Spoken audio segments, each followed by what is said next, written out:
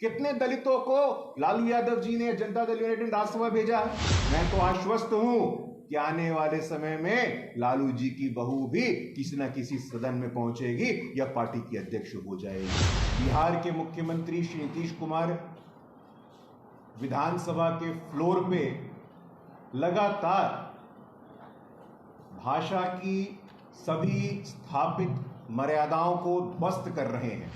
बिहार के दलित समाज के बेटा के पास मौका था देश का नेतृत्व करने का, लेकिन यही सामंतवादी शक्ति, वो चाहे नीतीश कुमार जी हो, लालू यादव जी हो, उनको प्रधानमंत्री बनने से रोका। बिहार के दलित समाज के बेटा के पास मौका था देश का नेतृत्व करने का, लेकिन यही सामंतवादी शक्ति, वो चाहे नीतीश कुमार जी हो, लालू यादव जी हो, उनको प्रधानमंत्री बनने से रोका।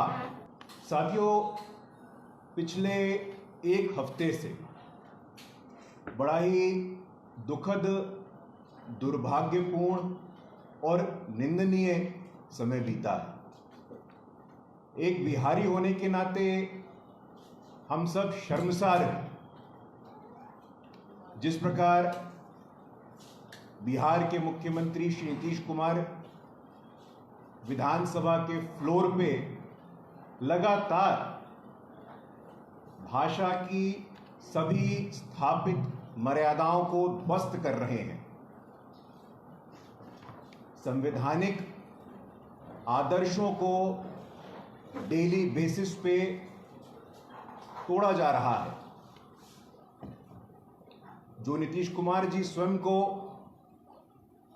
लोहिया जी का शिष्य बताते हैं, समाजवाद के नेता के रूप में खुद को स्थापित करना चाहते हैं, उन्होंने मां जानकी की भूमि, आम्रपाली की भूमि, उभय भारती की भूमि बिहार से महिलाओं के विषय में जो अमर्यादित टिप्पणी की है, अशोभनीय टिप्पणी की है, वो न सिर्फ दुखद है बल्कि दुर्भाग्यपूर्ण है।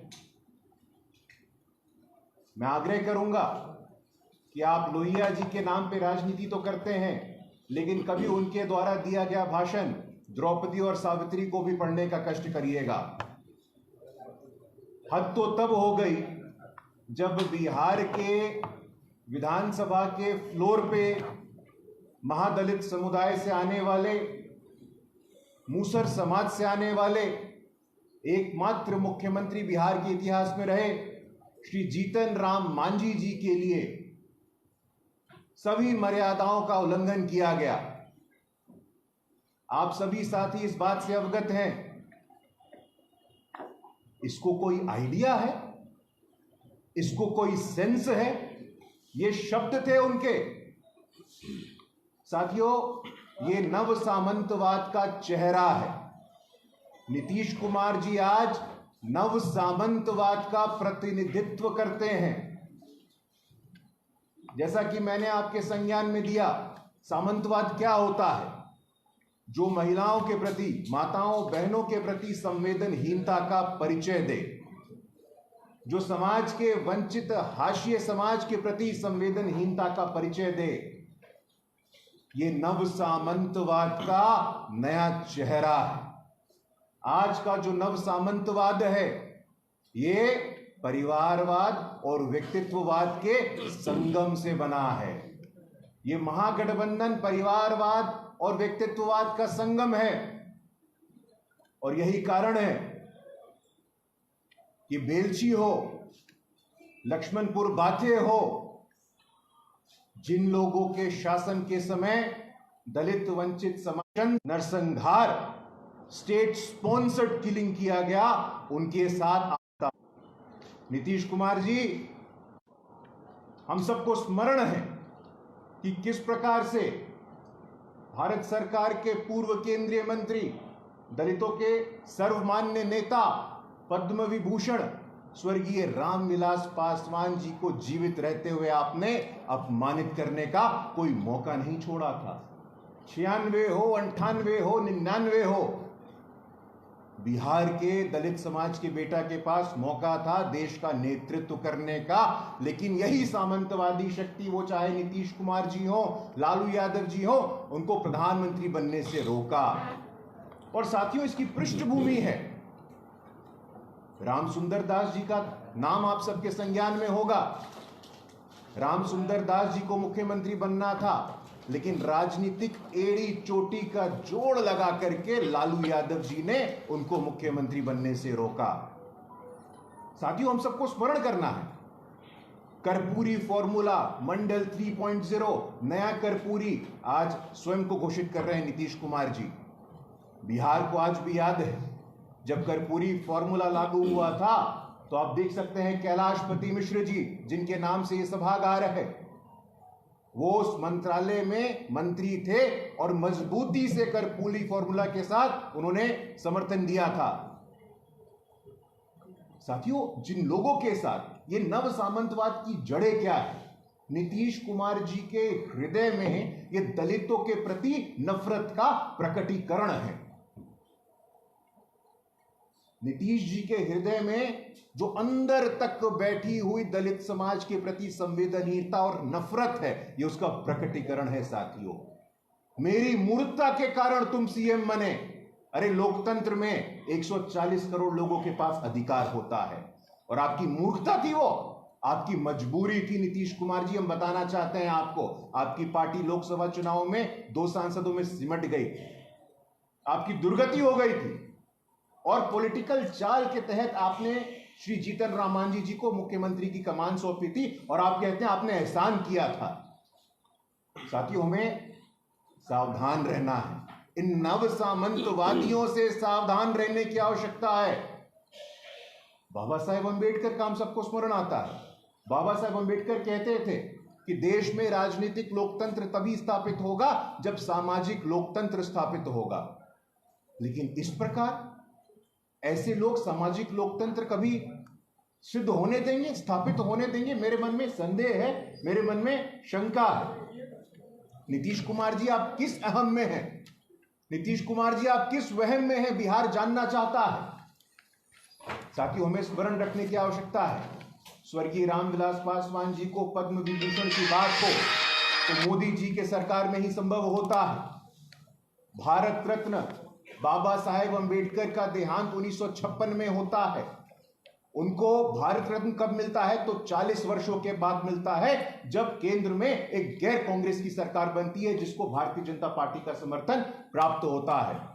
तो कांग्रेसी हो, राष्ट्रीय जनता दल हो, जनता दल यूनाइटेड हो, ये नव सामंतियों का नया गठजोड़ है। साथियों, पिछले हफ्ते की बात है, प्रोन्नति में आरक्षण, प्रमोशन में रिजर्वेशन मिलना चाहिए, इसका बिल निरस्त कौन किया? तो नीतीश कुमार जी करते हैं।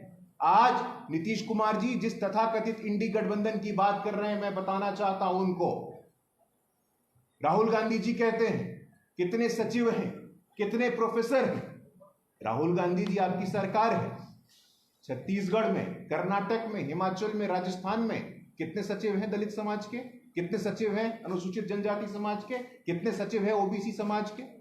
साथियों, जब भी वंचित, पिछड़ों और हाशियों की बात होती है, मैं शिक्षक हूं पेशे से और केंद्रीय विश्वविद्यालयों में असिस्टेंट प्रोफेसर के अलावा आरक्षण लागू नहीं होता था। एसोसिएट प्रोफेसर के लेवल पे, प्रोफेसर के लेवल पे 2019 में रोस्टर एक्ट बनता है, उसके बाद से आरक्षण लागू होता है। आज वाइस चांसलर्स हो, पद्म भूषण का अवार्ड हो, पद्मश्री का अवार्ड हो, उड़ीसा के पिछड़े क्षेत्र में रहने वाले अनुसूचित जनजाति भाई हल्दर नाग को मिलता है, भगीरथी देवी को मिलता है। संस्थानों में हिस्सेदारी कैसे मिलती है, भागीदारी कैसे मिलती है? देश के इतिहास में पहली बार संविधान के सर्वोच्च स्थान पे आदिवासी की बेटी बैठी है, तो अब बैठी है। देश के इतिहास में पहली बार इतना ताकतवर प्रधानमंत्री पिछड़े वर्ग का, सामान्य परिवार का बेटा बनता है, तो अब बनता है। लेकिन इन नव सामंतियों को यह बात पचती नहीं है, वो इस बात को बर्दाश्त नहीं कर सकते हैं। साथियों, हमें ध्यान रखना होगा कि दलित समाज के प्रति, अनुसूचित जनजाति समाज के प्रति, पिछड़े वर्ग के प्रति पिछले 10 वर्षों में जो बुनियादी काम हुआ है, उसे ध्यान रखने की बात। पिछड़ा वर्ग आयोग, पहले कोई सुनवाई नहीं होती थी, लेकिन जब से पिछड़ा वर्ग आयोग को संवैधानिक दर्जा मिला तो हमारे लोगों को बल मिला कि हमारे खिलाफ कोई अन्याय, अत्याचार करेगा संस्थानों में तो हम शिकायत करने जा सकते हैं। आज केंद्र सरकार में एक अभूतपूर्व प्रतिनिधित्व की बात हो, केंद्र सरकार में संसद में महत्वपूर्ण पार्लियामेंट्री कमेटी होती है, पहली बार पार्लियामेंट के इतिहास में साथियों, parliamentary committee on home affairs के अध्यक्ष बृजलाल जी के रूप में एक दलित समाज का व्यक्ति बनता है। पहली बार एथिक्स कमेटी का अध्यक्ष कोई दलित समाज का व्यक्ति विनोद सोनकर बनते हैं। बाबा साहेब अंबेडकर के बाद पहली बार कोई दलित समाज का व्यक्ति केंद्रीय कानून मंत्री बनता है तो अर्जुन मेघवाल जी अब बनते हैं। बाबा साहेब अंबेडकर से जुड़े जितने भी स्थान हैं वो पर्यटन मात्र नहीं है, वो हमारे लिए तीर्थ का बराबर स्थान है और इसलिए प्रधानमंत्री मोदी जी ने पंच तीर्थ के नाम से सम्मानित करने का काम किया है। साथियों, ये समझने की आवश्यकता है, हमारी प्रतिबद्धता है। जब हमारे प्रेरणा पुरुष पंडित दीनदयाल उपाध्याय जी कहते हैं अंत्योदय पंक्ति में खड़े अंतिम व्यक्ति का कल्याण, तो हमारे लिए कोई पॉलिटिकल स्लोगन नहीं है, हम सब कार्यकर्ताओं के लिए कमिटमेंट और प्रतिबद्धता का विषय है। लेकिन जानबूझ करके ये अहंकार है, ये वहम है नीतीश कुमार जी, इसको टूटना बहुत जरूरी है। आपके दिल में जो गहराइयों तक दलितों के प्रति ये नफरत बैठा हुआ है, महिलाएं सिर्फ आपके लिए बच्चा बनाने वाला मशीन रह गया है। जिस प्रकार का उनका जेस्चर था, जिस प्रकार का उनका व्यवहार था, ये सभ्य समाज में ऐसा होता है क्या? लेकिन साथियों, हमें समझना है, इनका ऐतिहासिक आकलन आप करेंगे। कुछ दिनों पहले मुझे अभी भी स्मरण है, तेजस्वी यादव जी क्या कहे थे, पशु पक्षी अनुसूचित जनजाति जाति का तो गिनती होता ही है, आप सबका गिनती कर दो। तो आपके दृष्टि में पशु पक्षी और अनुसूचित जाति जनजाति एक समान है क्या? मैं पूछना चाहता हूं आपसे। एससी एसटी जानवरों का गिनती तो होता है, तेजस्वी यादव जी का बयान। साथियों, अब बहुत हो गया। ये नव सामंतवाद का जो चेहरा नीतीश कुमार जी ने समाजवाद और सामाजिक न्याय के नाम पे ओढ़ रखा है, तो मुझे मान्यवर कांशीराम जी याद आते हैं। मान्यवर कांशीराम जी कहते थे कि ये हरा गाछ में छिपा हुआ हरा सांप है, ये सामाजिक न्याय की आड़ में छिपा हुआ सामंतवाद है। जब मौका मिला आपको तो मुख्यमंत्री कौन बनेगा? तो तेजस्वी यादव बनेंगे। मंत्री कौन बनेगा? तो तेज प्रताप यादव बनेंगे। नेता विरोधी दल विधान परिषद में कौन बनेगा? तो राबड़ी देवी बनेंगी। राज्यसभा कौन जाएगा? तो मीसा भारती जाएंगी। आपके सामाजिक न्याय की परिभाषा आपके परिवार से प्रारंभ होती है और आपके परिवार पे ही अंत होती है। मैं तो आश्वस्त हूं कि आने वाले समय में लालू जी की बहू भी किसी न किसी सदन में पहुंचेगी या पार्टी की अध्यक्ष हो जाएगी। मैं पूछना चाहता हूं, कितने दलितों को लालू यादव जी ने जनता दल यूनाइटेड राज्यसभा भेजा है? उत्तर प्रदेश की बात करिए, 3 दलित समाज की महिलाएं आज वहां मंत्री बनती हैं। गुलाब देवी जी हो, बेबी मौर्य जी हो, विजय लक्ष्मी जी हो। ऐतिहासिक रूप से 12 अनुसूचित जाति के मंत्री, 9 अनुसूचित जनजाति के मंत्री, 27 मंत्री केंद्रीय मंत्री परिषद में आज ओबीसी वर्ग से आते हैं। इसलिए साथियों, हम सबको स्मरण रखना है कि जो नीतीश कुमार जी हरे गाछ में छिपे हुए हरे सांप की तरह व्यवहार कर रहे हैं, ये सामाजिक न्याय का चोंगा ओढ़ करके नव सामंतवाद को आगे बढ़ा रहे हैं, प्रोन्नति में मिलने वाले आरक्षण को रोक रहे हैं, नरसंहार करने वाली शक्तियों को संरक्षण कर रहे हैं। हम सबको सावधान रहना है साथियों, नीतीश कुमार जी के इस दलित विरोधी चेहरे से, महिला विरोधी चेहरे से, पिछड़ा विरोधी चेहरे से, और साथ साथ जो पिछले 9 वर्षों में ऐतिहासिक अभूतपूर्व काम हुए हैं केंद्र सरकार के द्वारा वंचित समाज के लिए, हाशिए के समाज के लिए, उसका भी ध्यान रखना। ऐसे ही खबरों के लिए जुड़े रहिए बिहार टॉक से। यूट्यूब पर लाइक और सब्सक्राइब करें, बेल आइकन जरूर दबाएं। फेसबुक, ट्विटर और इंस्टा पर फॉलो करें। धन्यवाद।